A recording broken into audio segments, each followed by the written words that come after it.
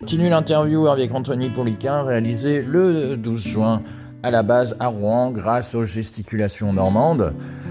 Alors cette fois-ci, je lui ai demandé son avis un petit peu sur l'avenir de la planète.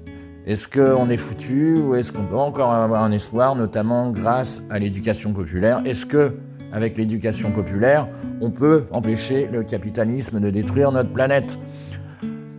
Alors n'oubliez pas, si vous aimez cette vidéo, si vous aimez nos contenus, n'hésitez pas à vous abonner, à partager la chaîne autour de vous, à partager les vidéos si elles vous semblent importantes. Il y a eu un gros dossier sur le harcèlement scolaire. On va voir d'autres choses en rapport avec les inégalités, les stéréotypes et plein de choses pour vous aider dans votre métier d'animateur.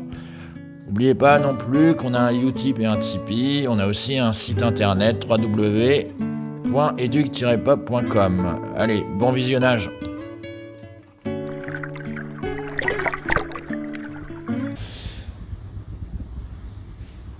Nous avons des effets qui sont irréversibles. Il faut aujourd'hui qu'on en ait conscience, c'est-à-dire que nous avons des seuils que nous avons dépassés qui sont irréversibles. Il n'y aura pas de retour en arrière. Donc effectivement, je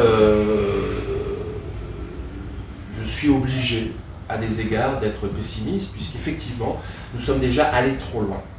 Restent des choses à sauver.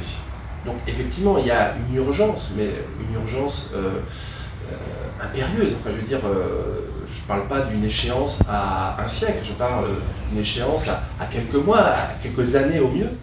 Et donc effectivement, il y a un élan anticapitaliste absolument nécessaire à mobiliser très rapidement.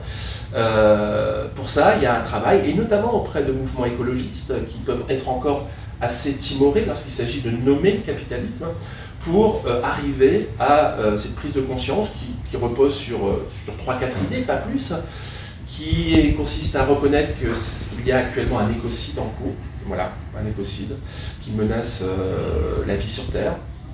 C'est plus l'heure de l'euphémisation, quoi. Je veux dire, il faut être capable de mobiliser aussi des propos dramatiques, parce que ce que nous vivons est dramatique, que cet écocide, évidemment, il est de nature capitaliste, que les assassins de la vie sur Terre sont bien les propriétaires des grands moyens de production et donc les capitalistes, qu'il n'y a pas de réponse capitaliste à l'écocide capitaliste, c'est Frédéric Lordon qui le démontre parfaitement, et que le capitalisme vert est une saloperie, et que donc nous avons urgemment à sortir du capitalisme.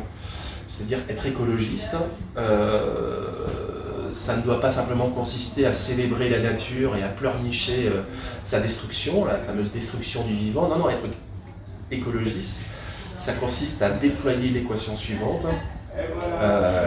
Destruction de l'humanité et de la nature égale capitalisme, sauver ce qu'il y a à sauver égale sortir urgemment du capitalisme.